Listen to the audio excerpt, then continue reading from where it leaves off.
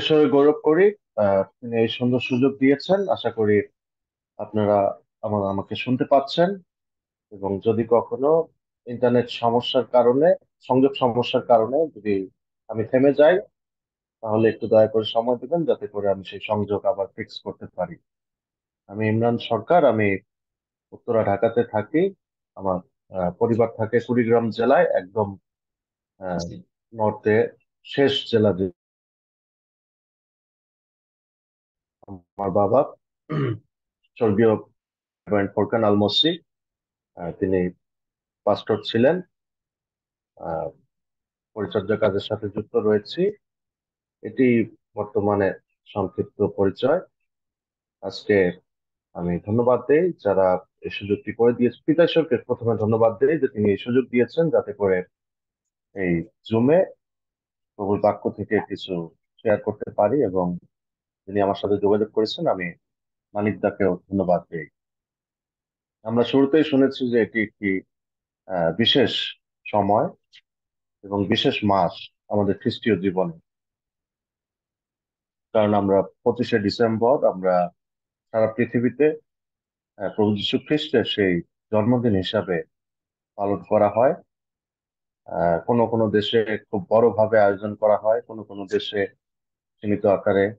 আবার আমাদের বাংলাদেশের বিভিন্ন জেলায় দেখবেন যে এই সমস্ত জায়গায় বড় বড় মণ্ডলী রয়েছে, তারা খুব বড় আকারে উদযাপন করেন।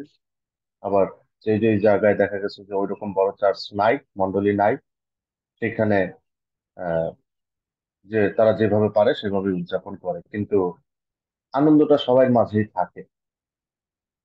এবং এটি এমন একটি জন্মদিন, যেই জন্মদিন সারা পৃথিবীতে পালন করা হয়। যখন মানিকদার সাথে কথা হলো, তিনি বললেন যে আহ বড়দিনের উপরে এই মাসে যারা প্রভুর বাক্য পরিচর্যা করছেন, তারা প্রভুর বাক্য থেকে এই বিষয়ে শেয়ার করে থাকেন।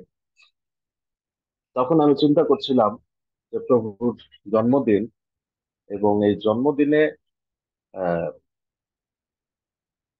অনেকভাবেই আমরা প্রচার করে থাকি, কিন্তু কি প্রচার করা যায়? তখন এই কনসেপ্টটি মাথায় ঘুরছিল যে আহ, জন্মদিন এমন একটা দিন, যেমন গত নভেম্বরে যখন আমার জন্মদিন পালন করা হলো, বা আমি তখন দেশের বাইরে ছিলাম, আমার অনেক বন্ধুরা, শুভাকাঙ্ক্ষীরা আমাকে জন্মদিনের শুভেচ্ছা পাঠালেন। আমার পরিবারের সবাই দেখলাম রাত 12টা 1 মিনিট যখন হয়ে গেছে তখন থেকেই সেই শুভেচ্ছা দিলেন।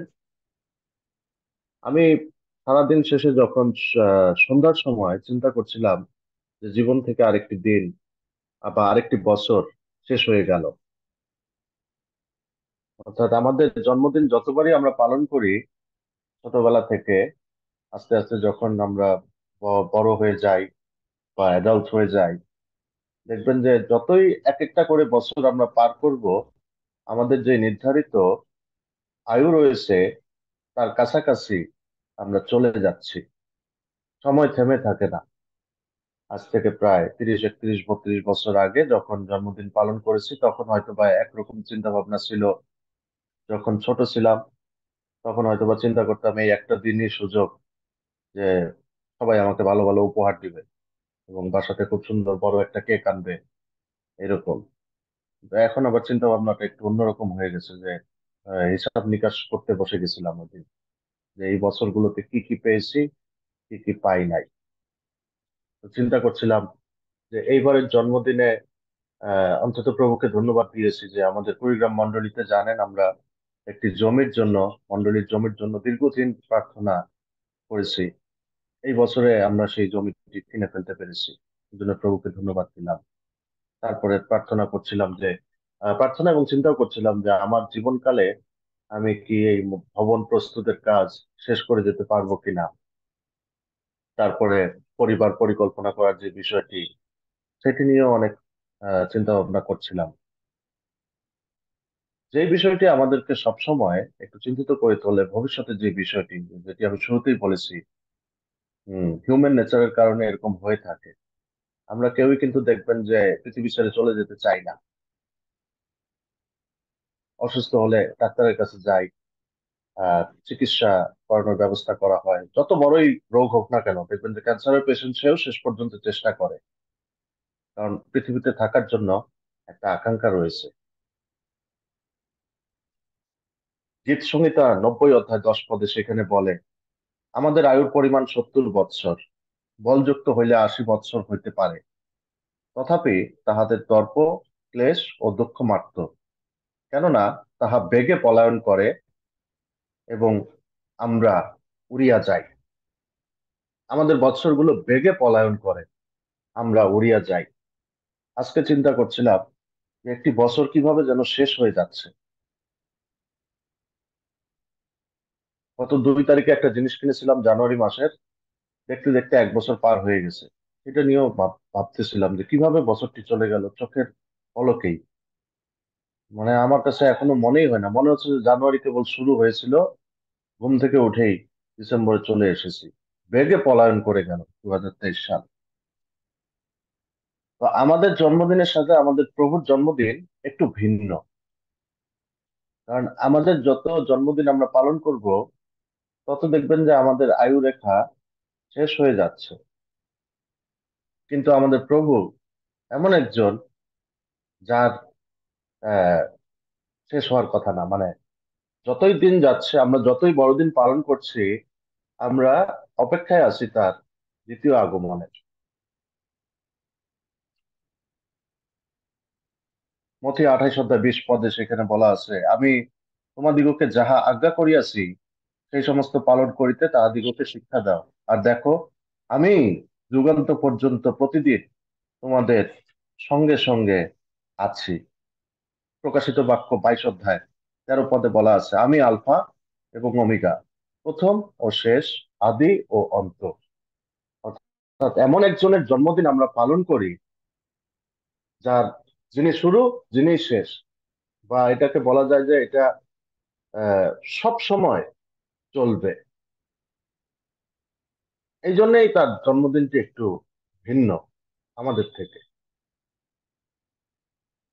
অনেক সময় প্রশ্ন করা হয়, বা দেখবেন যে অনেককে প্রশ্ন করা হয় বড়দিনের দিনে বিভিন্ন চ্যানেলে, দেখবেন যে কেন বড়দিন বড়দিন আপনার অনুভূতি কি, বা আপনার আজকে কেমন লাগছে। যদি কখনো প্রশ্ন করা হয় যে কেন আপনারা বড়দিন পালন করেন, তখন আমি চিন্তা করলাম যে ভবিষ্যতে যদি কোনো সাংবাদিক এই প্রশ্ন জিজ্ঞাসা করে, তাহলে আমি এই জিনিসটাই বলবো যে আমি তার জন্মদিন পালন করি কারণ তিনি আলফা এবং তিনি ওমেগা, প্রথম ও শেষ, আদি এবং অন্ত।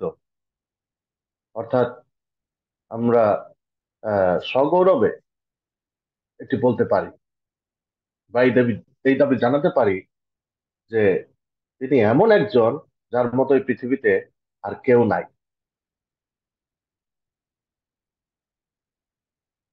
একজন আমাকে সেদিন প্রশ্ন করতেছিল যে খ্রিস্টিয়ানরা হঠাৎ করে সে আমাকে প্রশ্নটা করলো, আমার এক বন্ধু, যে কেন দাবি করে যে প্রভু তোমাদের যিশুই ঈশ্বর। তখন আমি সরাসরি বললাম, এই পথটি বললাম, যে তিনি বলছেন যে তিনি আলফা এবং ওমেগা। কে শুরু, শুরুতে কে ছিলেন? সে বলল যে তার ভাষায় তার সৃষ্টিকর্তা। শেষ কে? ও তার মধ্য দিয়েই। তাহলে আমার প্রভু যীশু খ্রিস্ট তো তিনি, তিনি আলফা, তিনি ওমেগা। আমাদের কাছে যখন পরজাতীয়রা জিজ্ঞাসা করে যে আপনারা কেন এই দিনটি উদযাপন করেন, মাঝে মাঝে কিছু ফেসবুক গ্রুপে দেখা যায় যে এগুলো নিয়ে অনেক ডিবেট হয় যে 25শে ডিসেম্বর আসলেই প্রভুর জন্মদিন কিনা। আবার কেউ কেউ বলেন যে আমরা যে সমস্ত জিনিসগুলো দিয়ে ঘর সাজাই সেগুলো উচিত না। কিন্তু তার চেয়ে যদি আমরা গুরুত্বপূর্ণ একটা বিষয় দেখি, যে আমাদের প্রভু সব সময় আছেন, এরকম দাবি ঈশ্বর ছাড়া আর কেউ করতে পারেন না। এই জন্যই আমরা তার জন্মদিন পালন করি, এই জন্য উৎসব করি।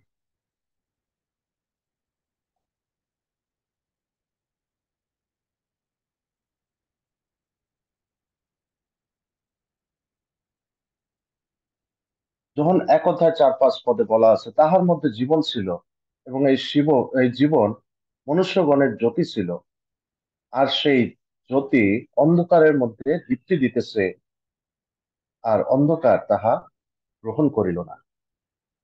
In him there was light. আমরা এই জন্যে জন্মদিন উদযাপন করি কারণ তিনি আলো, তিনি আলো, যে আলো অন্ধকারকে দূর করে দেয়। তাইলে যখন আমরা অন্ধকারে কাউকে দেখি, দুটি দল আছে, একটি হচ্ছে চিলড্রেন অফ লাইট এবং চিলড্রেন অফ ডার্কনেস। বিশ্বাসী, অবিশ্বাসী, তার ব্যবধান যদি আমরা করতে চাই, এটা খুব সহজভাবে বলা যায়, অন্ধকারের সন্তান, দীপ্তির সন্তান। প্রভুর জন্মতিথি যারা আমরা পালন করি, অবশ্যই সেই আলোকে আমরা চিনি, সেই লাইটকে আমরা চিনি, বা সেই লাইট আমাদের মাঝে থাকা উচিত। এটি গৌণ বিষয়, সরি, এটি হচ্ছে প্রধান বিষয়। আর বাকি যে সমস্ত বিষয় রয়েছে সেগুলো গুরুত্বপূর্ণ নয়। কিন্তু দেখবেন, আমরা যখন বড়দিন পালন করি, অনেক সময় আমরা ম্যাটেরিয়ালিস্টিক যে জিনিসগুলো রয়েছে সেগুলোর প্রতি বিশেষ গুরুত্বপাত করে ফেলি। স্বাভাবিক। যখন কিনা আমারও বয়স খুব কম ছিল, আমি শুধুমাত্র উদযাপনের জন্য এই দিনটির অপেক্ষা করতাম। কিন্তু এখন সেটি বদলে গেছে। এখন যখন বড়দিনের নাম আমি শুনি বা যখনই এই সময়টি চলে আসে, তখন আমার কাছে মনে হয় যে এটি আরেকটি সুযোগ, সেই আলো আমার কমিউনিটিতে, প্রথমে আমার মণ্ডলী, আমার পরিবার, এবং তারপরে আমার কমিউনিটিতে সেই আলোকে নিয়ে যাওয়া, সেই আলো উপস্থাপন করা, যাতে করে যারা এখনো অন্ধকারে বাস করছেন তারা যেন সেই আলো পেতে পারেন। বাক্য আরো সুন্দরভাবে আমাদেরকে বলে। প্রথম থিসুলিকে 5 অধ্যায় 4 পদ, 5 পদ, সেখানে বলা আছে, কিন্তু ভাতৃগণ, তোমরা অন্ধকারে নও যে সেই দিন চোরের ন্যায় তোমাদের উপর আসিয়া পড়িবে। তোমরা তো সকলে দীপ্তির সন্তান ও দিবসের সন্তান। আমরা রাত্রিরও নই, অন্ধকারেরও নই। প্রথমে আমরা জন পুস্তকে দেখেছি, in him there was light. তাহলে এখানে যে দাবিটি আমাদেরকে করতে হবে সেটি হচ্ছে, বা যে প্রশ্নটি রয়েছে, যে আমরা অন্ধকারের সন্তান না দীপ্তির সন্তান। অনেক সময় লিটারেলি যদি বলে ফেলি যে আমি আলোর সন্তান, তাহলে আমার মধ্য দিয়ে সেই আলো অবশ্যই প্রকাশিত হবে। কিন্তু যদি আহ আলো না থাকে, দেখবেন যে আপনি ইনফ্লুয়েন্সার হতে পারবেন না। খ্রিস্টই আমার মধ্যে জীবিত আছে, প্রেরিত পৌল দাবি করেছে। আমাদের জন্য এটা সুবর্ণ একটা সুযোগ, বিশ্বাসীদের প্রভুকে প্রকাশ করার। কেন আমরা সেই সুযোগটি কাজে লাগাবো না, যখন সেই সুযোগটি পেয়েছি? 25 তারিখ আবার আসছে, আবার আমরা উদযাপন করব। আত্মকেন্দ্রিক না থেকে এই বছরটি আমরা চেষ্টা করতে পারি তাকে উপস্থাপন করার, অন্ধকারের মাঝে যারা রয়েছে তাদের কাছে সেই আলো নিয়ে যাবার। যিনি পরিচালনা করছেন, তিনি শুরুতে একটি ভাববাণী পাঠ করেছেন। আমার খুব পছন্দের জায়গা, সেখানে তার একটি টাইটেল দেওয়া আছে, শান্তির রাজ, প্রিন্স অফ পিস। কেননা আমরা, যেখানে দেখেন যে বর্তমানে বাংলাদেশে রাজনৈতিক অশান্তি বিচরণ করছে, শুক্র শনিবার বাদে বাকি সমস্ত দিন অবরোধ, হরতাল চলছে। পেঁয়াজের কেজি আজকে শুনলাম 250 টাকা। এই সমস্ত বিষয় নিয়ে কেউ শান্তিতে থাকার কথা না। তাইলে শান্তি কোথায় পাওয়া যাবে? শান্তি তো একটা শব্দ। তাই না? আমরা অনেক সময় দেখবেন যে আহ, যারা ডিপ্রেশনে ভোগেন তারা কাউন্সিলরের কাছে যান, সাইকিয়াট্রিস্টের কাছে যান, নিউরোলজিস্টের কাছে অনেকে যেয়ে থাকেন, যারা স্পেশালিস্ট সেই বিষয়ে তাদের কাছে যেয়ে থাকেন শান্তি খোঁজার জন্য। কিভাবে তারা কিছু পথ বলে দেন, আবার কিছু ওষুধ দিতে পারেন। কিন্তু আমরা এমন একজনের জন্মদিন উদযাপন করছি যিনি হচ্ছেন প্রিন্স অফ পিস। আমাদের শান্তি আর অবিশ্বাসীদের শান্তির মাঝে একটু পার্থক্য আছে। আমাদের শান্তি কোনো শব্দ নয়, আমাদের শান্তি কোনো বস্তু নয়, বা আমাদের শান্তি ওইরকম কিছু না যেটা কোনো কাজের বিনিময়ে পাওয়া যাবে। আমাদের শান্তি হচ্ছে একজন ব্যক্তি, যার কাছেই আমরা সেই শান্তি পেতে পারি। এবং ওই ভাববাণীতে সেটি বলা আছে, তিনি শান্তি রাজ। তো অবশ্যই রাজার কাছেই শান্তি পাবো। যত বড়ই সমস্যা, যত বড়ই অশান্তি, অভিযোগ, অত্যাচার থাকুক না কেন, আমাদের শান্তির জায়গা একটাই। তাহলে 25 তারিখ যখন আসবে, তখন যেহেতু আমাদের দেশে অশান্তি, যারা যারা এটাতে ভুগছেন তাদের কাছে আমরা শান্তির আজকে নিয়ে যাই, যেন তারাও সেই শান্তির আস্বাদন করতে পারে। যুদ্ধ চলছে বেশ কয়েকটি দেশে, কোনো কোনো দেশে গৃহযুদ্ধ, আবার কোনো কোনো দেশে দেখবেন এক দেশের সাথে আরেক দেশের বিপক্ষে যুদ্ধ চলছে। এবং বর্তমানে দুটি দেশ রয়েছে যাদের মাঝে খুব খারাপ সম্পর্ক চলছে, এটা আমরা দেখতেই পারি। আমি নাম বলছি না। তাদের বিষয় নিয়ে দেখবেন যে আমাদের দেশেও বিতর্ক চলছে।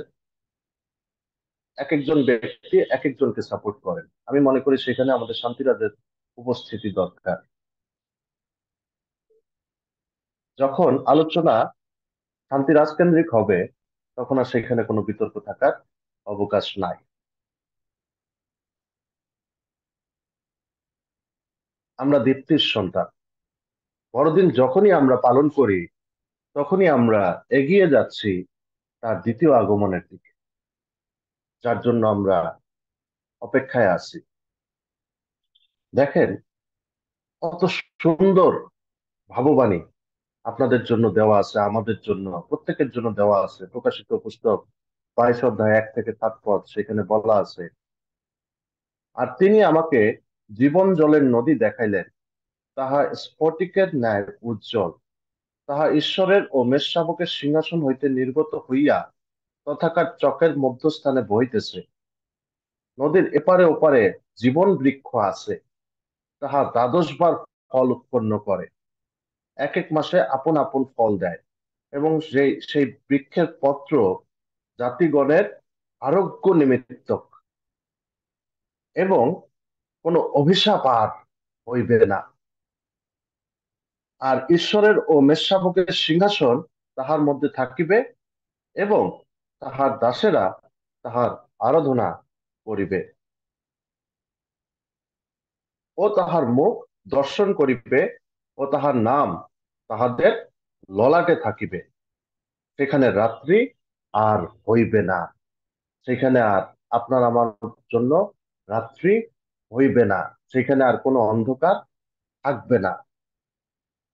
এবং প্রদীপের আলোকে কিংবা সূর্যের আলোকে লোকদের কিছু প্রয়োজন হইবে না, কারণ প্রভু ঈশ্বর তাহাদিগকে আলোকিত করিবেন, এবং তাহারা যুগ পর্যায়ের যুগে যুগে রাজত্ব করিবে।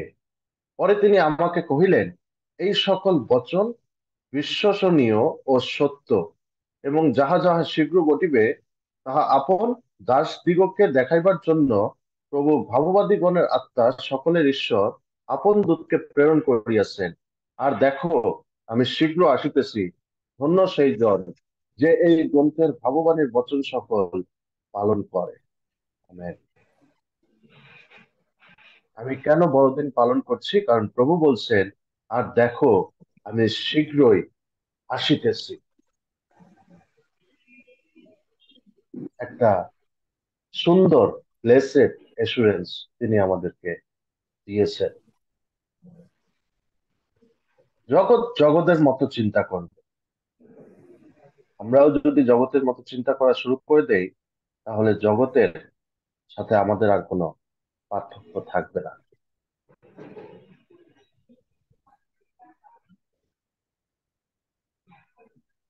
যখনই আমরা বড়দিনের কথা শুনি, বড়দিনের বিষয়ে আমরা আলোচনা করি, আসুন এই সমস্ত বিষয় আমরা নিয়ে আসি। বাক্য বলে, knowing him is eternal life, তাকে জানাই অনন্ত জীবন। তাহলে বড়দিনে যখন আমরা কথা বলি, বড়দিনের বিষয়ে কথা বলি, বাক্য পরিচর্যা করি, এটা খুবই সহজ বিষয়। তাকে নিয়েই আমরা আলোচনা করব। যতটুকু পারা যায় সর্বোচ্চ চেষ্টা করব তাকে আরো আরো বেশি জানার। আমরা যত বেশি তাকে জানতে পারবো, এবং জানতে জানতে দেখা যাবে একসময় আমরা তারই মতো হব। আয়নার সামনে দাঁড়ালে যেভাবে নিজের প্রতিচ্ছবি দেখা যায়, পরজাতীয়রা আপনাকে আমাদেরকে দেখে যেন প্রভুকে দেখতে পারে। এই বছরের জন্য কিছু কমিটমেন্ট দরকার। যেমন গত কয়েকদিন আগে আমি কোনো একটা বিষয়ে খুব রেগে গেলাম, মানে খুবই রেগে গিয়েছিলাম। হয়তো বা এটা জেনেটিক্যালি আছে, আমার বাবাও দেখতাম যে যদি বাক্য বিরোধী কোনো কাজ তিনি দেখতেন বা আমাদের এথিক্স এর সাথে যেটি যায় না, দেখলে তিনি খুব রাগান্বিত হয়ে যেতেন অনেক সময়। আমিও খুব রেগে গেলাম এবং হুট করে আমি চিন্তা চিন্তা করলাম যে তাহলে এখানে আর থাকা যাবে না, কারণ এখানে এই সমস্যা রয়েছে। আমি সিদ্ধান্ত হুট করে নিতে ধরলাম, কিন্তু ধৈর্য আত্মার বর। আমার মা আমাকে বললেন, একটু ধৈর্য রাখো, অন্তত পক্ষে 12টি ঘন্টা, দেখবে যে 12 ঘন্টা এরপরেই তোমার এই রাগটা চলে যাবে। আমি মানতে নারাজ, কিন্তু তারপরেও তিনি আমাকে আশ্বস্ত করলেন যে তুমি দেখো, আমার কথাটা শোনো, ধৈর্য ধরো, ঠিক হয়ে যায় কিনা। 12 ঘন্টাও লাগেনি, 6 ঘন্টার মধ্যে এই বিষয়টি খুব সুন্দরভাবে সেটেল হয়ে গেল, সমাধান হয়ে গেল। আর প্রভুর সন্তান, কিন্তু তার চরিত্র আমার মাঝে কিছু কিছু নাই, এটা আবার কেমন হয়ে যায়।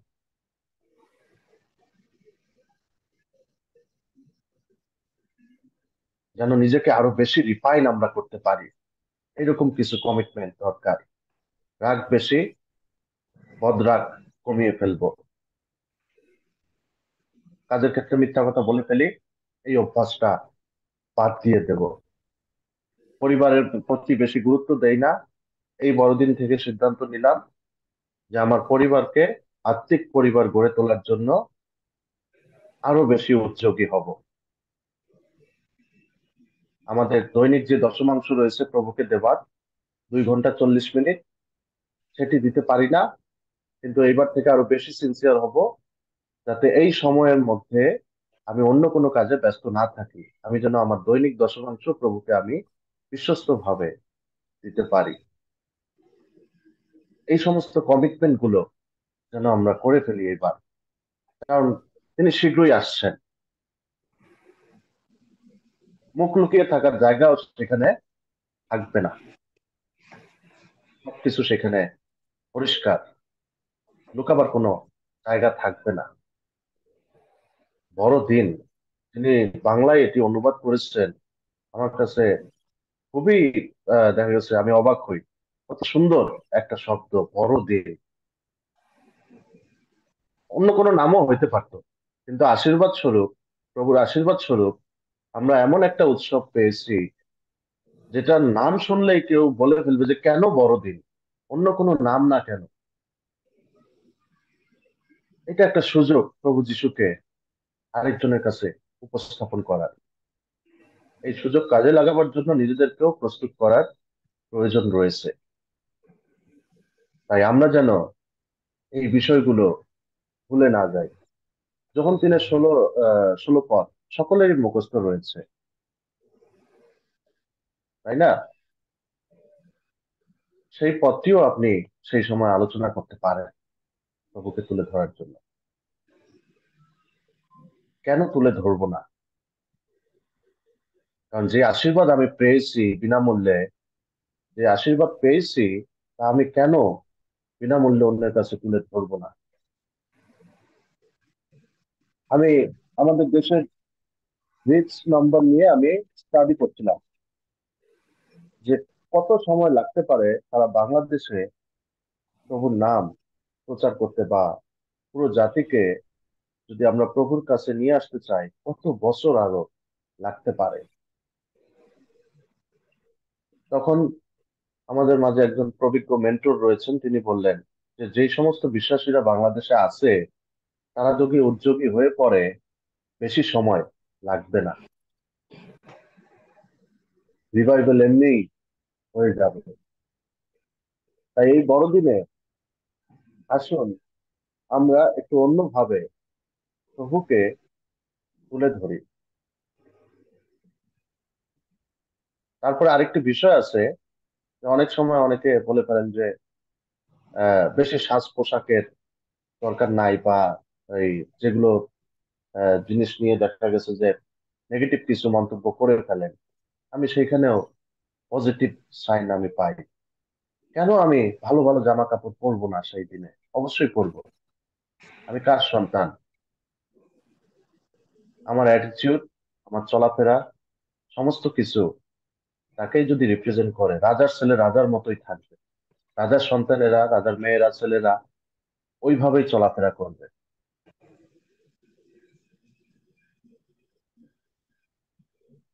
তাই আমি বিশ্বাস করি আজকে যে সমস্ত বাক্য আমরা পাঠ করেছি, তার মধ্য দিয়ে প্রভু আমাদেরকে আশীর্বাদ করেছেন। তবু সেই প্রতীকটা আরেকটি বার আমি বলে দেই, যে আর দেখো, আমি যুগান্ত পর্যন্ত প্রতিদিন তোমাদের সঙ্গে সঙ্গে আছি। এমন জন্মদিন আমরা পালন করি যেটি কখনো শেষ হবে না, এটি সবসময় পালনের জন্য সুযোগ আমাদের থেকে যাবে। এই জন্মদিন ভিন্ন, আপনার আমার মতো নয় যে এক সময় পালন করা শেষ হয়ে যাবে, এক সময় তা মৃত্যু দিবসে পরিণত হবে, এরকম না। তাই প্রভু প্রত্যেককে সেই উদ্যোগী উৎসাহ দান করুন, যেন এই বড়দিনে আমরা প্রভু যে শীঘ্রই আসছেন তা অন্যদের কাছে তুলে ধরতে পারি। ঈশ্বর সকলকে আশীর্বাদ দান করুন, সবাইকে ইমানুয়েল, ঈশ্বর মঙ্গলময় সব সময়।